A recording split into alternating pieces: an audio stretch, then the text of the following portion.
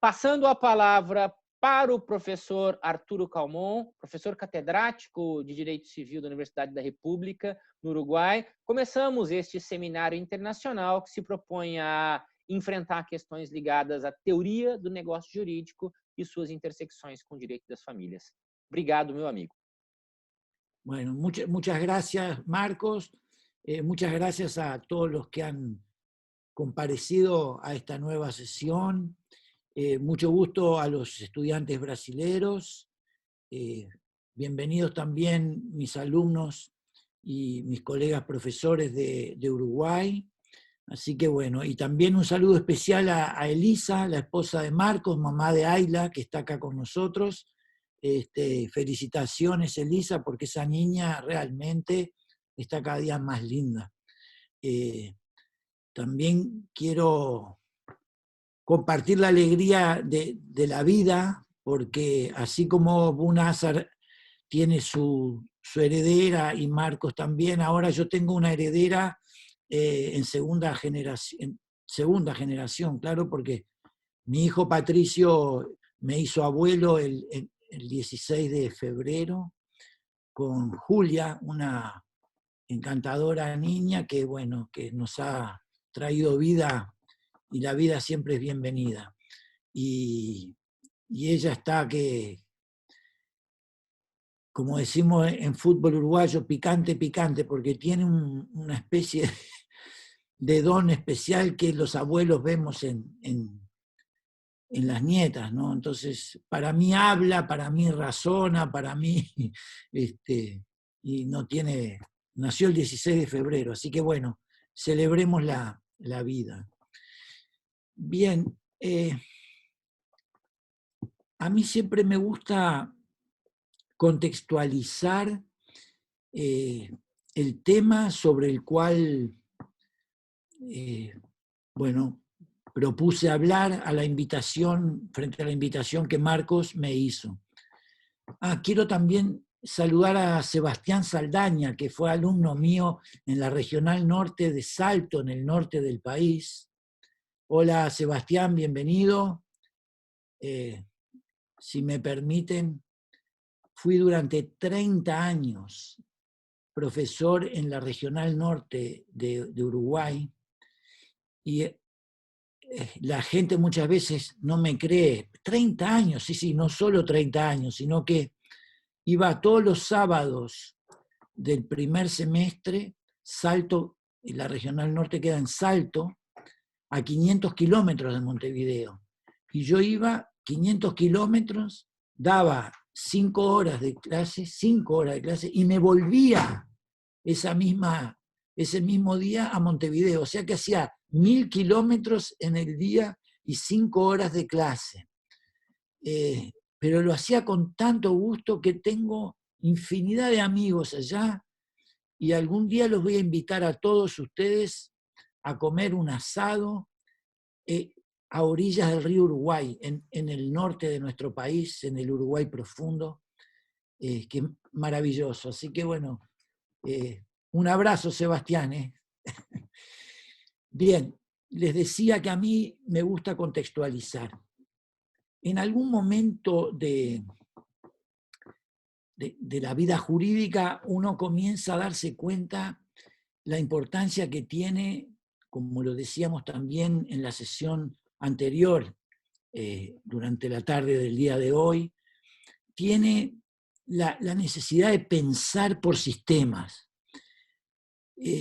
Uno comienza a darse cuenta que la mejor manera de abordar el derecho es con pensamiento sistémico, con pensamiento sistematizado.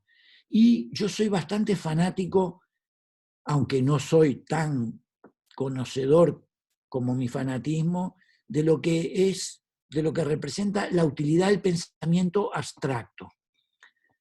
Yo creo en el pensamiento abstracto, soporto muchas críticas por eso. En el Uruguay hay una corriente de pensadores, por decirlo de alguna manera, que lo que intentan es conocer el derecho a través de la casuística. Y básicamente de la casuística jurisprudencial y fundamentalmente creyendo que el derecho es lo que los jueces dicen y creyendo además que lo que los jueces hacen es crear derecho.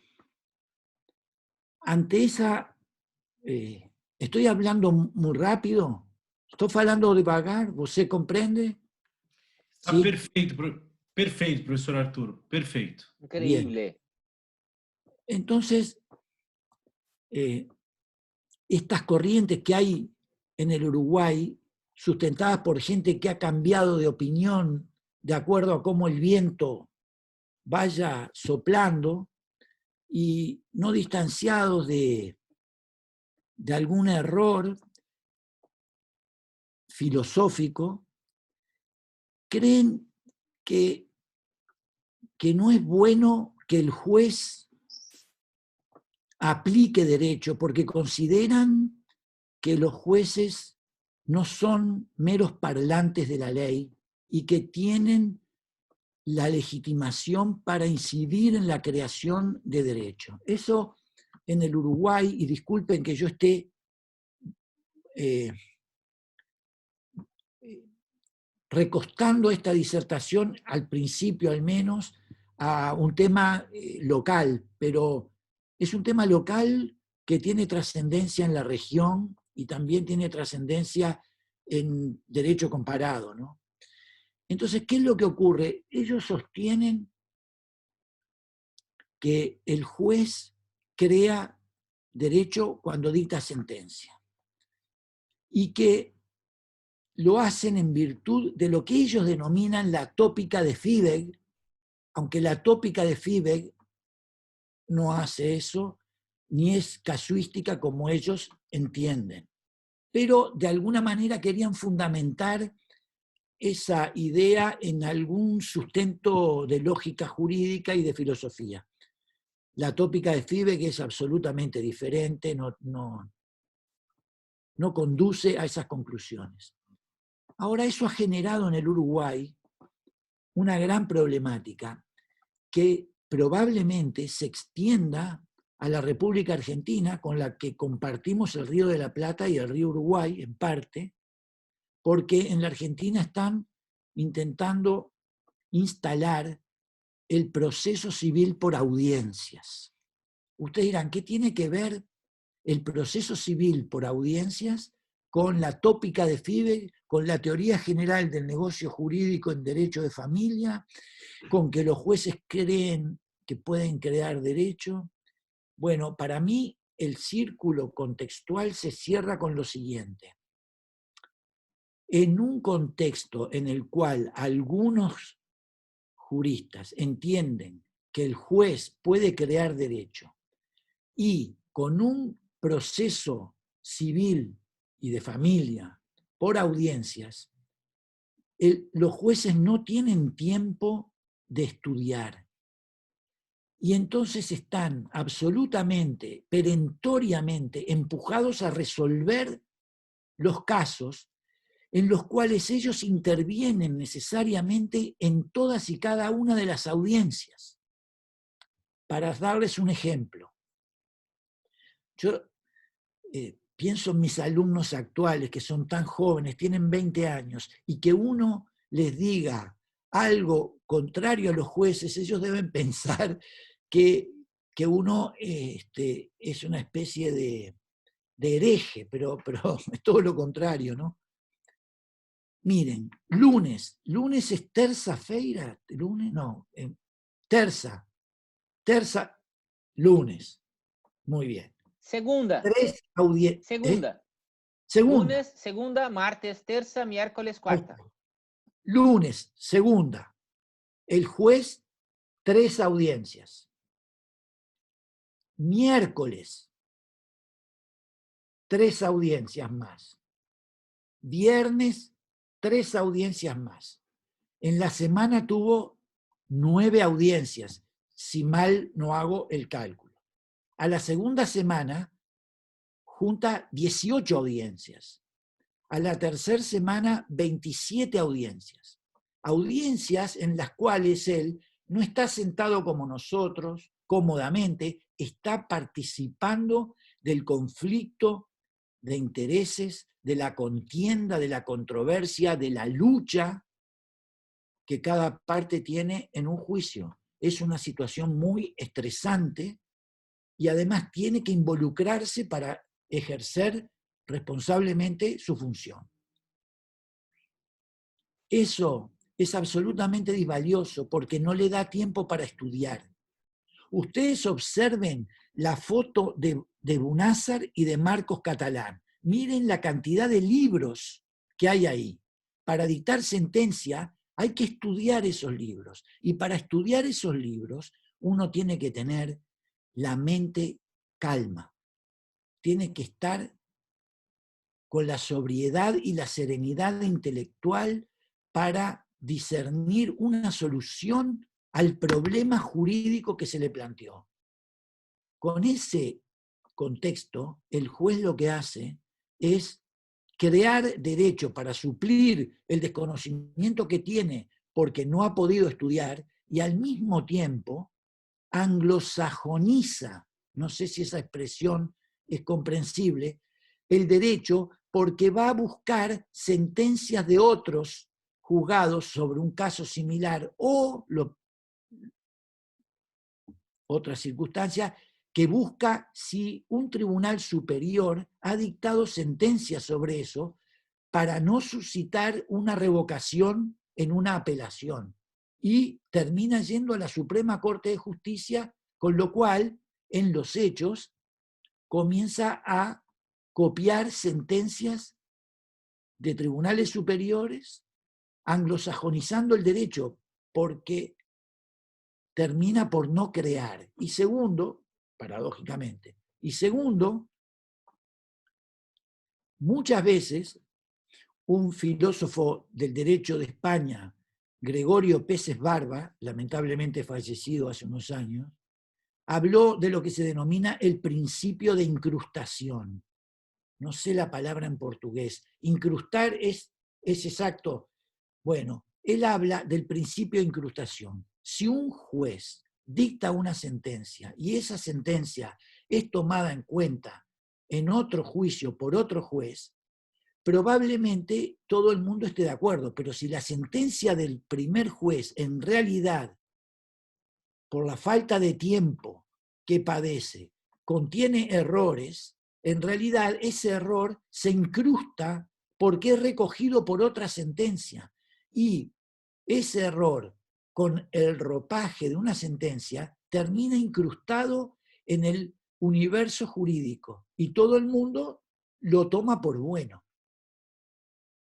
Eso ha llevado a que uno enfatizara y subrayara la importancia que tiene pensar el derecho y pensarlo teóricamente y pensarlo con un abordaje metodológico, deductivo o deductivo contra el inductivismo, esto es, de lo general a lo particular. Yo tengo una frase que obviamente no debe ser mía, pero capaz que coincido porque no hay nada nuevo bajo el sol, que el derecho es hacia el caso, en realidad es hacia el problema y no desde el problema o desde el caso. Y acá en el Uruguay está ocurriendo eso, al extremo tal, y acá ingreso en la temática, que un día, actuando como abogado en un caso de familia, yo me di cuenta que había una predisposición a presentar el problema de familia formularizado con otros problemas de familia que en esa sede judicial se habían tramitado. Ustedes saben que las relaciones humanas, sean patrimoniales, no patrimoniales, no pueden encapsularse en casilleros porque ningún caso es igual a otro. Entonces me dio muchísima pena que ese problema de familia no se resolviera como se debe resolver un problema de derecho, que es aplicando el conocimiento científico. Cuando yo comencé a decir eso en las audiencias, algunos jueces de familia me dijeron que eso era un tema de academia, que era un tema de aula de clase, que era un tema para los pensadores que no tienen vínculo con la realidad. Miren las cosas que decían. Y entonces ahí comencé a darme cuenta que la teoría general del negocio jurídico podía ser un buen acto científico o pretensamente científico de provocación en el buen sentido del que hablábamos hoy en la sesión anterior, de causar un estremecimiento para que los juristas, jueces, abogados, todos los que cumplen una función jurídica, no nos olvidáramos que somos practicantes de una disciplina científica. Entonces yo dije que siendo el negocio jurídico el fruto del pensamiento abstracto alemán, porque en mi país no está definido el negocio jurídico, está definido el contrato, pero no está definido el negocio jurídico, y siendo una fina creación del intelecto alemán abstracto, a mí me conquista la definición básica de negocio jurídico que dice que es una manifestación de voluntad tendiente a la producción de efectos que son secundados por el derecho. Entonces lo vinculé con el derecho de familia, porque yo me di cuenta que cuando en un juicio en el que se controvierte por conflicto entre dos partes, una mujer y un hombre que han sido padres de un hijo o de una hija y luego se separan y tienen que regular la pensión alimenticia, la tenencia, la guarda y el régimen de visitas, en realidad ellos están en el camino de la manifestación de voluntad que tiende a la producción de efectos, porque ellos están creando una norma jurídica que va a regular sus vínculos. Cuando yo dije que se podía aplicar la teoría del negocio jurídico a esas circunstancias que pertenecen al área de incumbencia del derecho de familia, imagínense la reacción tanto del abogado de la otra parte como del juez. ¿Cómo va a decir usted que es un negocio jurídico lo que es el sensible territorio de la tenencia, de la obligación alimentaria? Eso no es un negocio. Con lo cual habían demostrado que no conocen el verdadero concepto de lo que es un negocio jurídico. Parecería que el vocablo negocio tiñe de patrimonialidad excluyente y de pésimo tenor ético el tratamiento de lo que es las relaciones por las que se regula nada más ni nada menos que la suerte de un destinatario menor de edad, que es el hijo del matrimonio o pareja que está teniendo ese conflicto. Entonces, comencé a estudiar un poco el tema y me di cuenta que en la clasificación o en una de las decenas de categorización de los negocios jurídicos, ustedes saben que en derecho rige, por lo menos en el Uruguay, el aforismo, creo que en Brasil también, por el cual se dice que hay tantas opiniones respecto de algo, cuanto opiniones hay de juristas, tan diversas como la cantidad de juristas de diversa escuela que opinan sobre un tema, ¿no? Y ustedes podrán concordar conmigo que hay muchas clasificaciones de lo que es negocio jurídico, aunque todos coinciden en que es una declaración intencional de voluntad que tiende a la producción de eventos que son secundados por el derecho. En una de las categorías, en una de las ordenaciones clasificatorias del negocio jurídico, hay una que prácticamente ni siquiera en el derecho civil patrimonial se utiliza como debería utilizarse, porque es de tiene mucho rédito de eficiencia. Y me estoy refiriendo, no sé si en Brasil, con toda seguridad que sí, pero yo digo no sé si en Brasil, no porque Brasil no lo sepa, sino porque yo no sé si en Brasil lo utilizan. Existe lo que se denomina el negocio de fijación. ¿Qué significa que un negocio sea de fijación? Un negocio jurídico de fijación, a diferencia del negocio jurídico obligacional o del negocio jurídico dispositivo en sentido estricto, ustedes saben que el negocio jurídico obligacional es aquel por el cual se generan precisamente prestaciones que someten a las partes a una determinada conducta. Y por el negocio, pero crea obligaciones.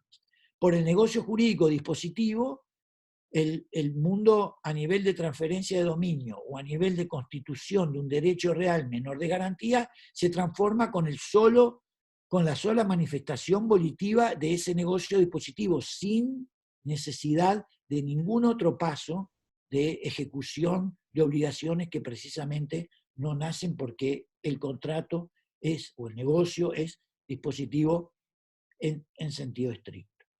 Bien, hay esta tercera categoría, que es el negocio de fijación.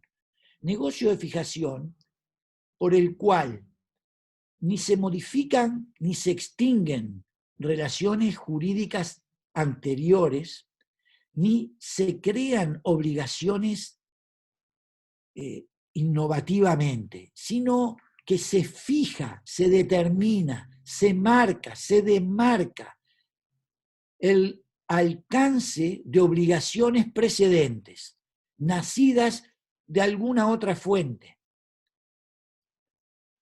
Por ejemplo, así, esa es la naturaleza de los denominados negocios jurídicos de achertamento, esto es, de aquellos que colocan un límite, una demarcación perimetral de los alcances de una determinada situación jurídica obligacional nacida previamente de otra fuente. Y ahí yo realmente me di cuenta que, por ejemplo, un convenio que las partes en un proceso de familia celebran dentro del proceso de familia o fuera del proceso de familia, por el cual se comprometen el padre de la criatura a servir una determinada pensión alimenticia. Pactan también que la guarda será ejercida simultáneamente por ambos padres. Y pactan además que uno de ellos va a ejercer la tenencia directa, pero el otro, compartiendo la tenencia, la va a tener esporádicamente a través de un régimen de visitas que también se pacta y se determina en su regulación. Eso en verdad es un negocio jurídico de fijación. ¿Por qué? Porque es un negocio jurídico, en tanto es una manifestación intencional de voluntad, que produce un efecto secundado por el derecho, que es respetar el alcance que las partes le dan a la ejecución de una obligación que nace de otra fuente jurídica, en este caso de la ley. Porque en el Uruguay, y calculo que en Brasil es igual, las obligaciones, dice el Código Civil, nacen o del concurso real de las voluntades de las partes, ¿verdad?, como los contratos, o de un hecho ilícito, como en los delitos civiles, o de la ley. Y la propia codificación uruguaya dice, como en las relaciones de familia. O sea que las obligaciones que en las relaciones de familia son vigentes y son las que rigen esos vínculos de familia, no nacen del señorío volitivo de las partes, sino que nacen de la ley. Pero las partes tienen el poder de marcar el alcance. el padre está obligado, o la madre en su caso, a servir una pensión alimenticia. La fijación del alcance está en qué monto sirve y cómo va a ser la periodicidad de ese servicio alimentario. Cuando las partes dicen que el padre o la madre, según el caso, tiene la obligación, el derecho y la obligación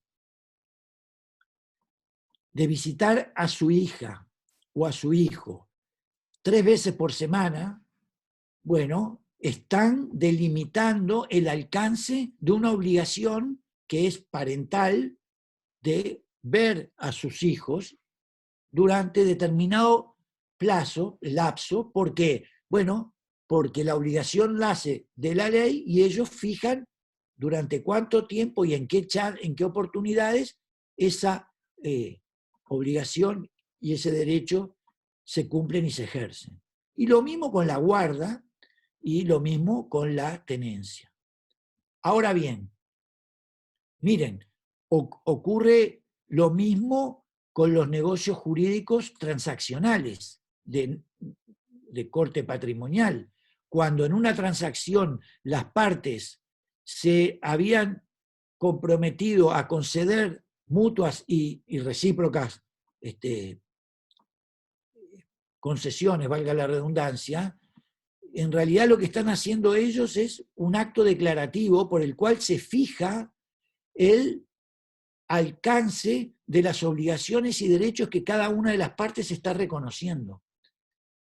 El negocio de fijación, por ejemplo, en el Uruguay se usa mucho, aunque nunca se le denomina negocio de fijación, a lo que las partes hacen frente a un notario, a un tabelián, cuando quieren de alguna manera aclarar alguna cláusula de un contrato, cláusula que necesita de alguna aclaración, y entonces ellos fijan el alcance del significado de lo que ellos quisieron decir. Entonces es una ratificación aclaratoria que no modifica el as obligacional pactado previamente, pero fija los alcances. Ustedes dirán, bueno, muy bien, muy lindo. Ahora, ¿cuál es el efecto consecuencial en la vida de relación que tiene, en la vida de relación familiar, que tiene esta posición? Esto ha sido, lo que voy a decir, es muy resistido en el Uruguay, pero teóricamente yo creo que es así. Miren, por ejemplo, ¿quiénes son las personas que están legitimadas para realizar un negocio jurídico familiar con relación a un niño? ¿Son solamente los padres? Todo el ámbito de legitimidad y de legitimación está estrechamente vinculado a lo que yo considere esa situación desde la óptica del negocio jurídico. ¿Cuántas veces una abuela tiene a su cargo al niño o a la niña y pacta con el padre del niño o la niña un régimen de visitas, guarda o tenencia, sin que la madre tenga participación por las razones que sean? Por ejemplo, en materia de requisitos esenciales de validez de todos los negocios jurídicos. Una madre menor de edad está legitimada sin el auxilio para su consentimiento de un mayor de edad que sea su representante legal. Una persona que no está en sus cabales, a pesar de no ser declarado incapaz, ¿tiene poder de representación suficiente como para fijar el alcance de una obligación alimentaria, de tenencia, de visitas y de guarda? ¿Es posible que todas las defecciones que uno sabe que tienen las partes para celebrar un negocio jurídico se puedan trasladar a estos negocios jurídicos de familia? Yo creo que sí. Lo que ocurre es que a nadie se le presenta esa posibilidad de perspectiva y pasan en el sistema judicial uruguayo, ocurren situaciones en las que no existe ningún tipo de legitimación, ningún tipo de requisitoria esencial de validez y de eficacia, y sin embargo los pactos se aceptan y se homologan y se consideran que son fruto de respeto, porque si bien el negocio de fijación no crea obligaciones, porque las obligaciones, reitero, nacen de otra fuente jurídica, hay que respetar el pacto. Es lo que hoy, en la sesión anterior, hablábamos del respeto al pacto en sí mismo, como un respeto discursivo, esto es, un respeto al resultado discursivo de determinados elementos que se concatenan para obtener ese resultado. Entonces es aplicación de teoría del lenguaje como modelo de investigación, tenemos los signos y tenemos el discurso. El negocio de fijación no crea obligaciones, pero es el discurso de la regulación del alcance de las obligaciones nacidas de la ley, y como tal, ese resultado discursivo exige un respeto. Entonces, eso determina una sujeción a ese resultado discursivo, que es lo que termina siendo la delimitación del alcance de las obligaciones nacidas de otra fuente. Esto tiene por utilidad, entonces, a mi juicio, una doble perspectiva. En primer lugar, la reafirmación de que el derecho no puede estar distanciado de la conceptualización jurídica. Esto no es como la disciplina médica, a la cual uno le exige precisión conceptual, le exige conocimiento profundo, le exige actualización y le exige aplicación de los marcos teóricos conceptuales de referencia. Uno no va al médico y le dice, doctor, me duele por acá. Y el médico le dice, a mí también me duele por acá. Mire, tome 2 ibuprofenos cada 6 horas y se va a curar. No, uno lo que quiere es que dice, me duele por acá, y que el médico le diga, es probable que su dolencia se deba a un proceso multicausal, para lo cual yo debo intervenir con determinadas disciplinas auxiliares que me permitan auscultar cuál es su estado de situación, porque un dolor de cabeza puede ser el resultado de una cefalea, de una vida estresada, de una pena de amor. Un poco romántico, ¿no? Bueno, cuántas penas de amor causan dolores de cabeza y uno ni se da cuenta. O de algo más profundo, más serio.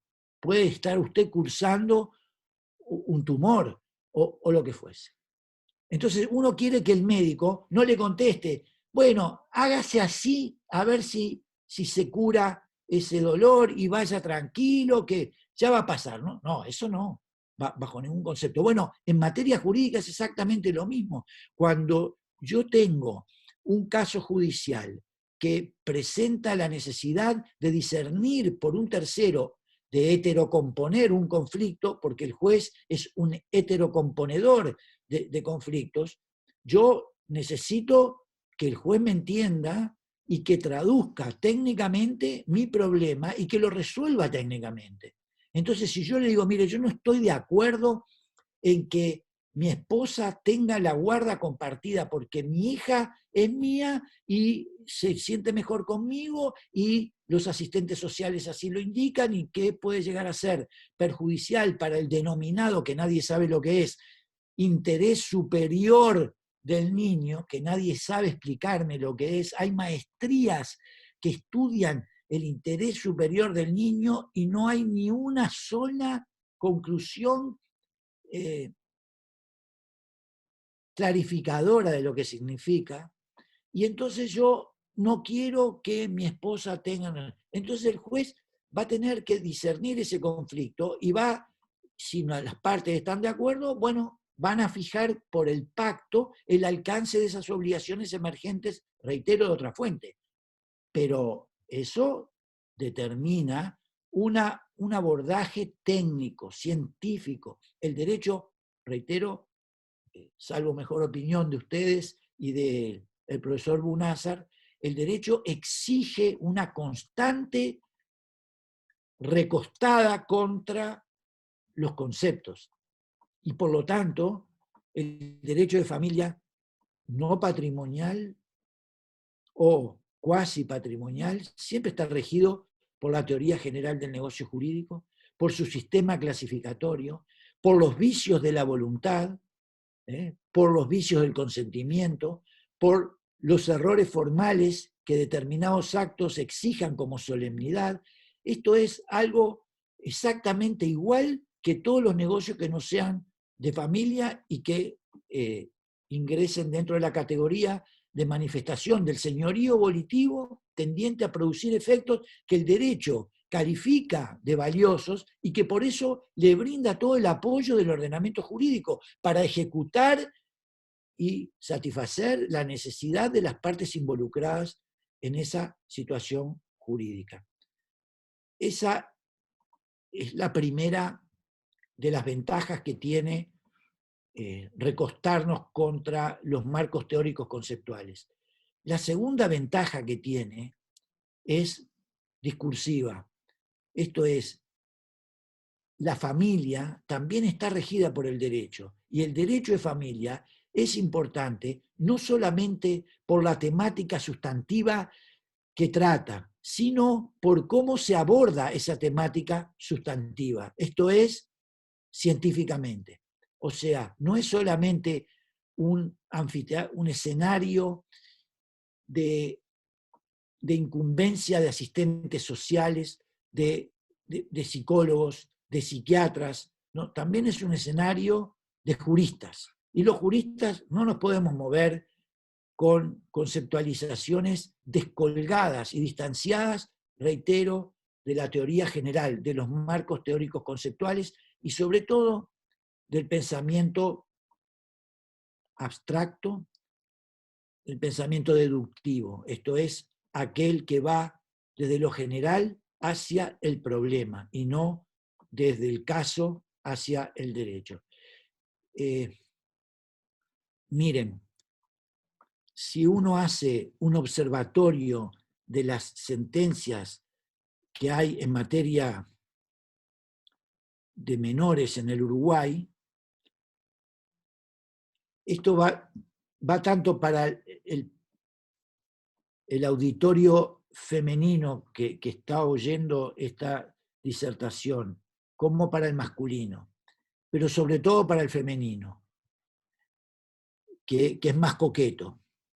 Si uno observa las sentencias, lo primero que hace es pensar, pero me están cortando el pelo con la misma taza que le cortan al otro, porque a todos los problemas de familia le aplican el mismo cliché, el mismo estereotipo, la misma formulación que se distancia de la problemática particular.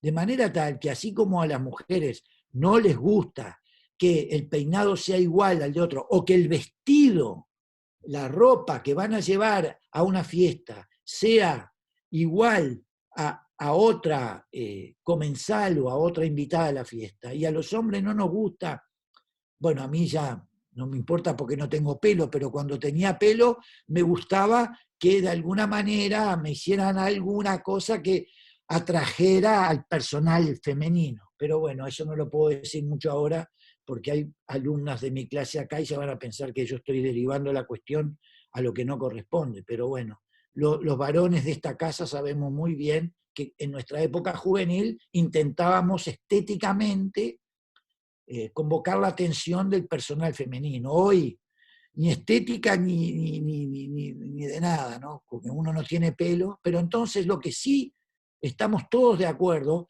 en que, máxime en problemas de sensibilidad como los de familia, no se pueden resolver todos como si todos los niños fueran iguales, y si todos los padres fueran iguales, y si todos los conflictos fueran iguales, y si todos los contextos fueran iguales. Por eso la teoría general del negocio jurídico, desde lo abstracto, intenta captar y resolver y discernir los problemas específicos, pero deductiva o hipotético-deductivamente a través de metodología propia de nuestra ciencia, porque el derecho es una disciplina científica.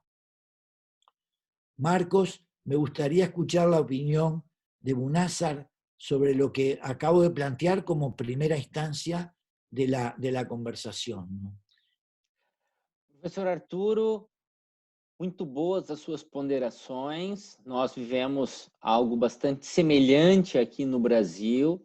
Eu tenho certeza que o professor Bunazar vai deixar isso ainda mais claro para os nossos estudantes.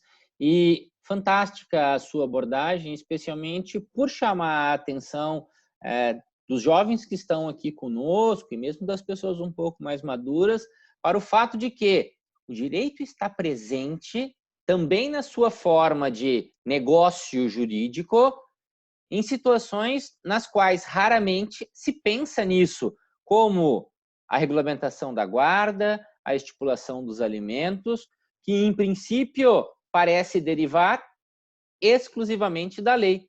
Mas o ajuste fino acaba sendo feito muitas vezes na seara negocial, recorrendo-se, portanto, à tão bem destacada matriz germânica que acaba criando a teoria do negócio jurídico.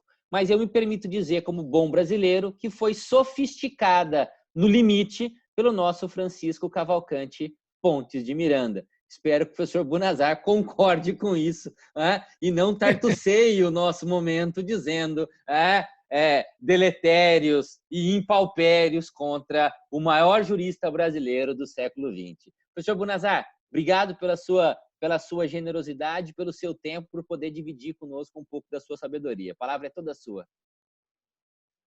Boa noite a todos. Começo por cumprimentar o nosso anfitrião, professor Catalã. Cumprimento a Elisa. Ela está a coisa mais linda do mundo. Meus parabéns. Professor Arturo, na pessoa do senhor, eu cumprimento todos os demais professores. Faço uma saudação especial ao Dr. Leandro Cunha, que nos assiste aqui também, e a todos os seus alunos, nossos colegas professores. É uma alegria estar aqui. Professor Arturo, começo por dizer o seguinte. O professor Catalã me chamou para fazer um contraponto, não é? E eu poderia dizer que o senhor disse exatamente o que eu penso de maneira mais elegante em espanhol. Eu poderia encerrar minha participação dizendo isso, e nós faríamos que todos ganhassem tempo. Eu só espero não tisnar nem minimamente. Eu fiquei aqui chocado com o que o senhor ia dizendo. Eu estou aqui em certo êxtase, porque atualmente, professor Arthur, o professor Catalã me conhece, depois ele diz isso para o senhor. Eu não sou de dizer essas coisas, eu sou bastante franco nas minhas objeções. E eu ando ouvindo tantos disparates que eu me emociono quando eu ouço uma voz tão lúcida quanto essa do senhor. Então, eu começo por dizer que nós não faremos um contraponto, nós faremos o mesmo ponto, e eu quero apenas colocar aqui algumas questões. Nós temos uma vantagem pequena no Brasil com relação ao Uruguai nesse aspecto que o senhor disse. Realmente, essas questões no Brasil são tratadas como negócios jurídicos de uma maneira bastante clara, não técnica como gostaríamos que fosse, mas de maneira clara. Não são raras as ações, por exemplo, de invalidade de acordos judiciais por vícios do consentimento, transações, acordos de guarda, acordos de partilha, a partir da teoria do negócio jurídico. Então, nesse ponto, nós estamos, digamos, bem amparados. Agora, professor Arturo, começo por dizer uma coisa para o senhor. Realmente, essa moda deletéria de dizer que os juízes criam o direito é algo muitíssimo assustador e é algo que, sob a aparência de um progressismo generoso, é uma das mais radicais usurpações democráticas do poder popular. Não é? os juízes retiram a legitimidade das suas decisões ao aplicarem a lei. Não é? Nós não votamos em juízes, em regra, nós votamos em legisladores. Bons ou maus foram aqueles que nós escolhemos. Então, os juízes precisam aplicar a lei. Essa tentativa de reduzir todas as questões judiciais ao casuísmo, como o senhor muito bem colocou, está muito longe da tópica de Vive, porque a verdade é que eu preciso dos topóis, e a lei é um topói muito importante. Né? A lei é um topói que deve ser levado em consideração. Eu, lembrando aqui da fala do senhor, me veio à cabeça uma frase do Chesterton, é um escritor inglês muito dado ao xiste. Ele dizia que o ser humano pode ser definido como um animal dogmático. Ele dizia que nós somos capazes de criar teorias, de criar generalizações para resolver os problemas que se nos apresentam. E quando nós pensamos na evolução do direito romano-germânico, quando nós pensamos nessa evolução, o que nós temos são generalizações de problemas e das suas respectivas soluções. Eu tomo a liberdade para citar um autor brilhante, um brasileiro brilhante, um intelectual fabuloso, mas que infelizmente no Brasil ele é muito maltratado, professor Arturo. Por quê?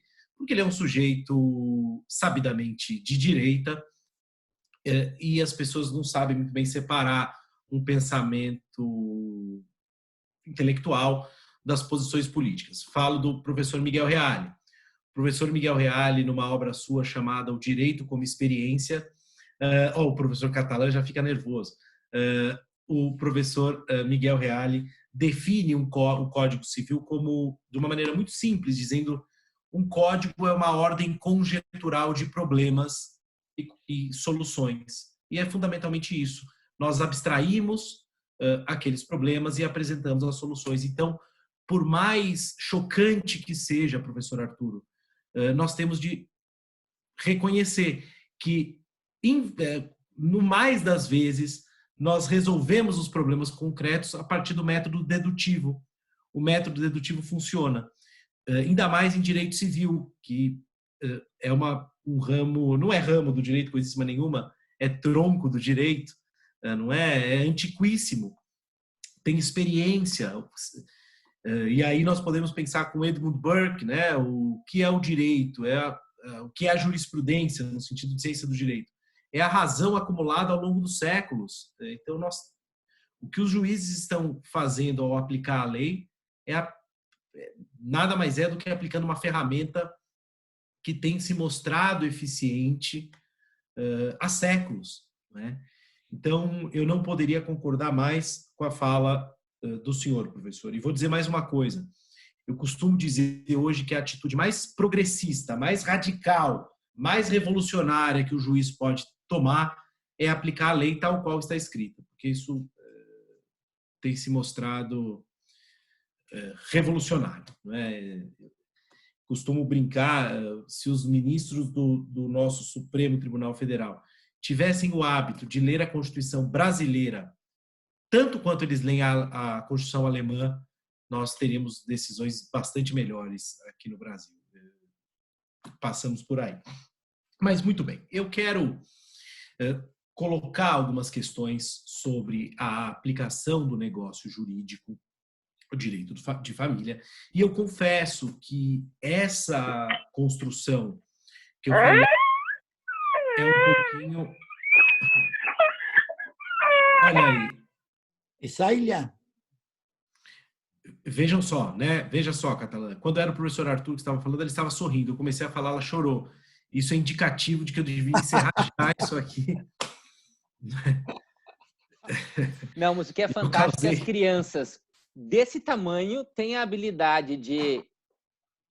O microfone de Elise estava mutado. Aí ela conseguiu abrir o microfone para mostrar para o mundo, olha, estou aqui, eu queria estar assistindo o seminário, eu queria estar ouvindo o professor Bunazar. E minha mãe veio e me retirou da frente desse privilégio, desse prazer. Quem sabe o professor Bunazar não oferece um belo dote aí para já organizar negócio jurídico, direito de família.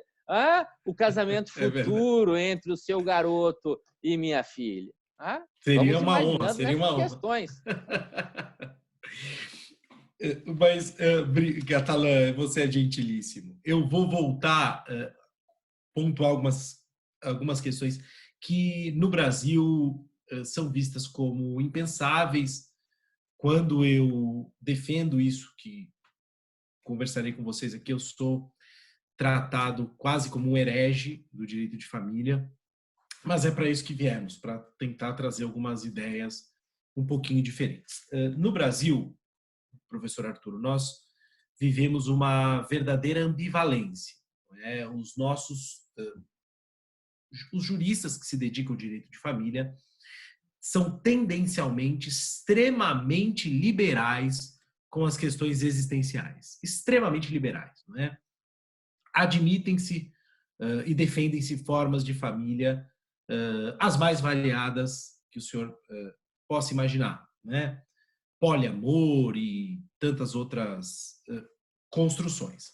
No entanto, quando nós chegamos em matérias fundamentalmente patrimoniais, ou até não tanto patrimoniais, mas existenciais, que não envolvam matéria de moral sexual, o que nós temos é um conservadorismo radical, um conservadorismo incompatível com essa liberalização das demais relações. Começo com alguns exemplos interessantes. Quando nós pensamos no pacto antenupcial, há no Brasil um negócio jurídico de direito de família claramente, indiscutivelmente. Quando nós pensamos no pacto antenupcial no Brasil, há uma resistência terrível contra a possibilidade de incluirmos disposições existenciais.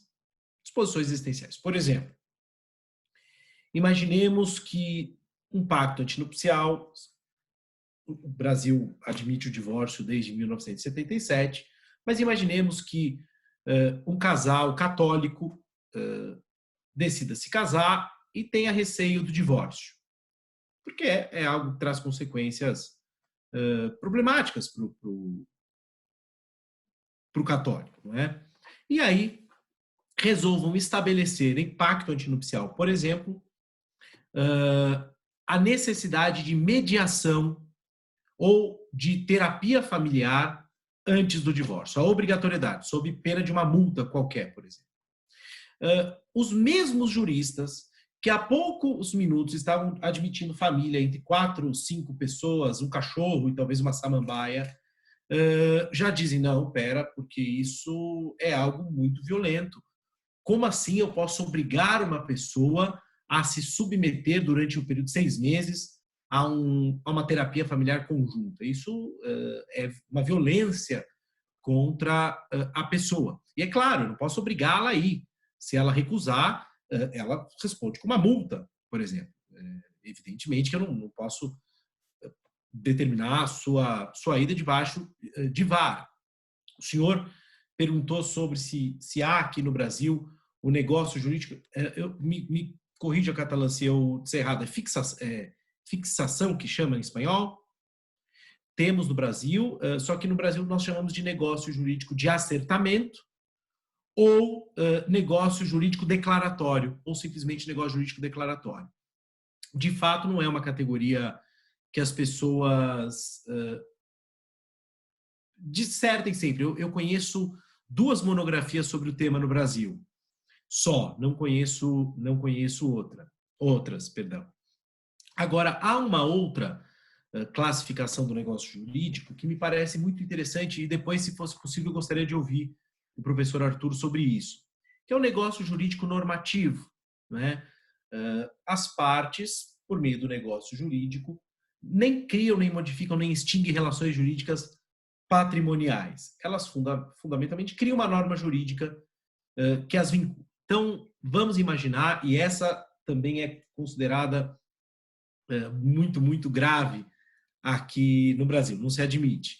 Vamos imaginar a seguinte situação que a mim parece surreal. Eu sou casado e tenho um filho, não é? Catalã, a mesma coisa. Se eu, por alguma razão, me desentendo com a minha mulher e nós nos divorciamos, se nós não entrarmos em acordo, por exemplo, sobre onde a criança deve estudar, quem decidirá será o juiz de direito. Então, isso é, para mim, algo absolutamente surreal, não é? É algo surreal.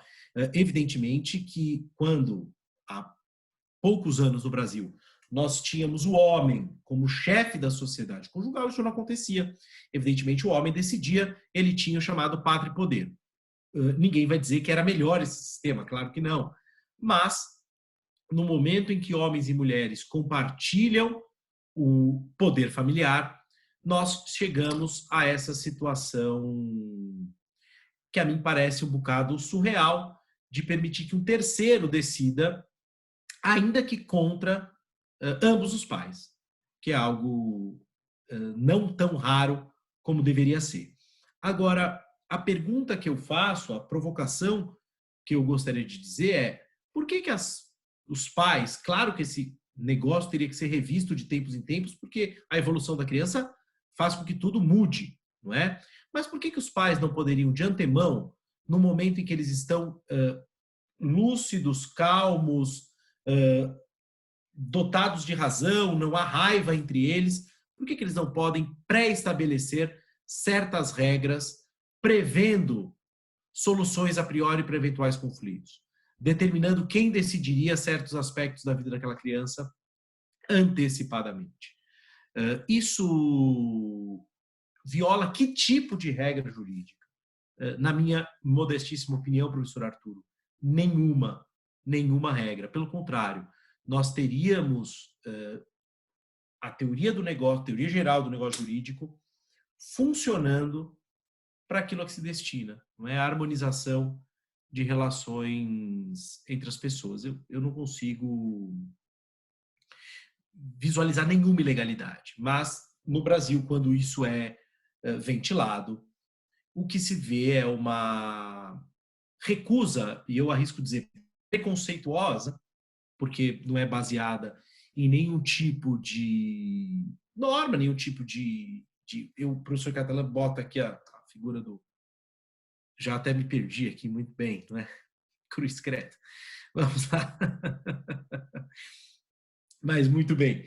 Não há nenhuma ilicitude nesse objeto. Pelo contrário, as partes estariam no exercício de suas autonomias privadas. Neste momento, sim, pensando no melhor interesse da criança, antevendo eventuais conflitos. Então, eu acredito que o negócio jurídico em matéria de direito de família tenha um potencial gigantesco que vem sendo, de fato, negligenciado. O que se admite apenas como a normatividade que se admite no direito de família é única e exclusivamente patrimonial. Se as partes decidem tabular qualquer tipo de negócio jurídico de cunho existencial, elas se veem privadas, até mesmo sob o argumento de que o objeto é ilícito. Então, professor Arturo, eu termino fazendo uma nota sobre a política de Aristóteles, não é? Sobre os juízes, não é? Bom, os juízes são homens comuns, homens ordinários, e que, portanto, podem não ser tão sábios. É melhor que eles apliquem a lei tal qual a lei foi construída. Ao fazerem isso, a chance deles errarem é bastante menor. Então, Eu prefiro acreditar que existem sistemas dogmáticos que mostram o sentido da lei e prefiro que nós tenhamos juízes que apliquem a lei iluminados por uma saudável doutrina. Muitíssimo obrigado, professor Catalã, pela gentileza. E, professor Arturo, foi uma honra enorme ouvi-lo. Minha tese de doutoramento foi sobre negócio jurídico e eu faço questão de, assim que for publicada, se o senhor me permitir, eu faço questão de enviar ao senhor um exemplar. Vai ser uma honra saber que a minha obra está nas mãos do senhor. Muito obrigado. Muy bien. ¿Me Meu están querido, escuchando? Sí. Sim, Arturo, por favor, a palavra é sua. Bien. Voy a decir algunas cosas si es que no los aburro, ¿verdad? En primer lugar, profesor Bunazar, me alegra concordar con usted, estoy totalmente de acuerdo en la preocupación que debemos guardar con relación a cómo operamos en materia jurídica. Así que lo felicito porque realmente la sinceridad que tuvo también en decir, me trajeron acá para provocar y resulta que de oponente no tengo, así que bueno, ha sido un placer realmente escucharlo. En segundo lugar, yo estoy muy vinculado a la Universidad Nacional de Rosario, en Argentina. Es una universidad que yo quiero muchísimo porque doy clases en la maestría de Derecho Privado de esa universidad. Y esa universidad, reitero, yo ahora estoy hablando muy subjetivamente porque yo adoro esa universidad. Y en esa universidad se gestó al mismo tiempo que se gestaba en Brasil por Miguel Reale el tridimensionalismo jurídico con Werner Goldschmidt. Y toda la perspectiva en la Universidad Nacional de Rosario es una perspectiva trialista, ¿verdad? Que Werner Goldschmidt en Rosario y Miguel Reale en Brasil cultivaron. O sea que la obra de Miguel Reale es conocida acá en el Uruguay y sobre todo, sobremanera, es muy conocida en la Universidad Nacional de Rosario, que actualmente tiene en materia de derecho privado y de teoría general del derecho dos seguidores, dos continuadores de Werner Goldschmidt, que son la profesora Noemí Nicolau y el profesor Miguel Ángel Ciuro Caldani. Son dos personas a las que yo admiro y a las que quiero mucho. También me gustaría decir algo, porque respecto de cuál es la verdadera función de los jueces en el sistema de derecho continental. Si a mí, porque los magistrados, o una corriente dentro de los jueces, porque hay jueces que no están de acuerdo con que ellos creen derecho, ellos dicen, quienes opinan contrariamente a lo que yo siento, dicen que el juez no es un mero aplicador de la ley. Si yo fuera caminando por la rúa y alguien me dice, me grita, como si fuera un insulto, usted es un aplicador del derecho, yo lo tomo como un halago. Porque aplicar el derecho es mucho más difícil que inventar una solución para un caso por fuera, porque para aplicar yo tengo que conocer el derecho y seleccionar cuál es la norma, el valor, el principio, la regla que se aplica a ese problema para discernirlo. Pero además hay una cosa muy importante que me parece que es bueno que nuestros alumnos lo sepan, los alumnos de grado sobre todo, porque son el futuro del derecho en nuestros países, que si un juez está habilitado para dictar sentencia de acuerdo a su criterio de justicia, y a su criterio subjetivo, en realidad genera un problema o una problemática muy grave, que es la siguiente.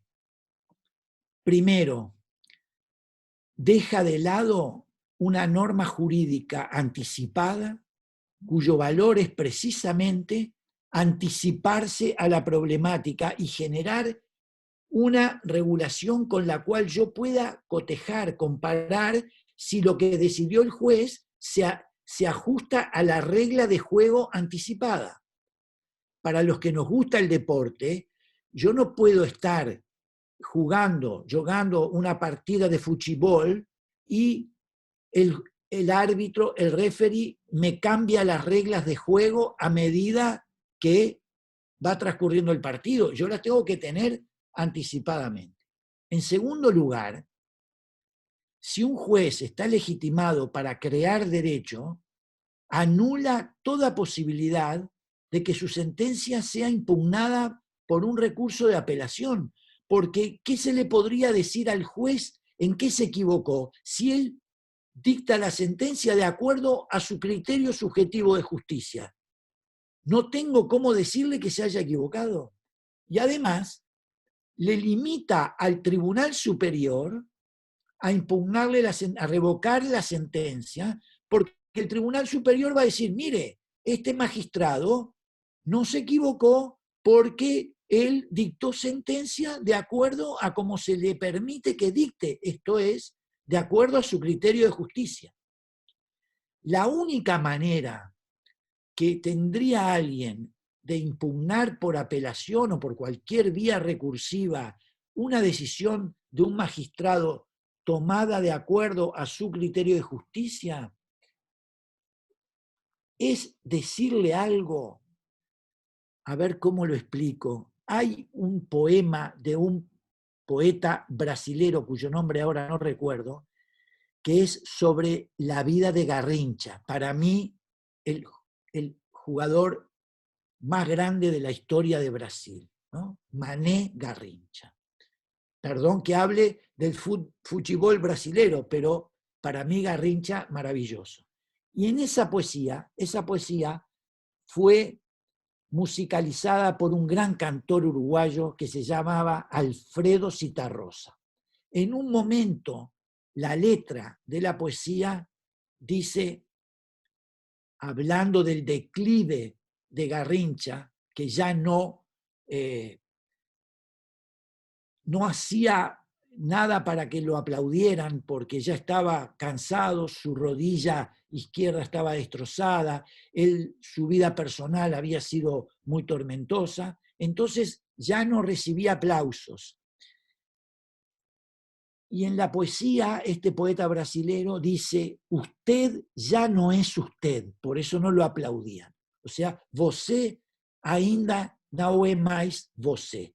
La única manera que se le podría interponer un recurso de apelación a un juez que está legitimado para dictar sentencia de acuerdo a su criterio de justicia es decirle que él se equivocó porque él no piensa como él dice que piensa. Esto es, usted no es usted, lo cual conduce a un gran absurdo, porque eso no es jurídico para nada. De manera tal que si a mí me dicen que soy un aplicador del derecho, lo tomo como un halago. Y si a mí me dicen que yo no puedo interponer recursos impugnativos de una decisión judicial porque el juez determinó y decretó de acuerdo a su criterio de justicia, pues entonces hay que fechar as portas do direito, hay que fechar as portas das universidades, hay que fechar as portas da faculdade y cada uno, yo no sé, jugar al fútbol a mi edad no puedo, pero me gusta mucho, y cada uno se dedicará a lo que mejor entienda que se debe dedicar. Por lo tanto, cuidado, porque esta corriente que en el Uruguay se ha denominado principialismo jurídico, un nombre que realmente no sé si existe en el idioma español, esta corriente es una corriente que se expande por el mundo gradualmente y eso puede llegar a generar una gran problemática que es eliminar la educación universitaria científica, porque si el juez crea derecho, ¿y qué es lo que yo puedo decir en una clase respecto de eso? Mire, si está legitimado, acá vamos a cerrar la universidad. Y también cierra el ejercicio de la abogacía. Y la abogacía en cualquier lugar del mundo es una garantía para los justiciables, es una garantía de civilidad, es una garantía de vigencia efectiva de la norma jurídica anticipada. Así que me alegra mucho concordar con usted, profesor, y que concordemos, y realmente derivó esta conversación a un tema que está por encima del caso concreto del negocio de fijación y hacia la teoría general del derecho. Miren, un ejemplo, y no quiero monopolizar el uso de la palabra, pero un ejemplo clarísimo de negocio de fijación se da en el ámbito médico. Y cuando yo también, sobre eso escribí también, y dije que había un negocio jurídico en el ámbito médico, me miraron con cara rara.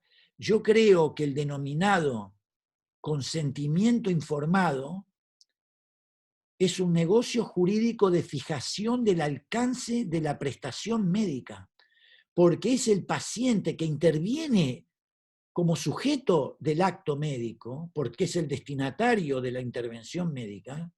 Él le dice, le fija el alcance de la obligación médica, le fija el límite. Mire, usted opere, pero no me ampute la pierna. Usted le fija, le demarca, es el marco perimetral del alcance de la obligación médica que nace de otra fuente. Ese es un negocio jurídico de fijación.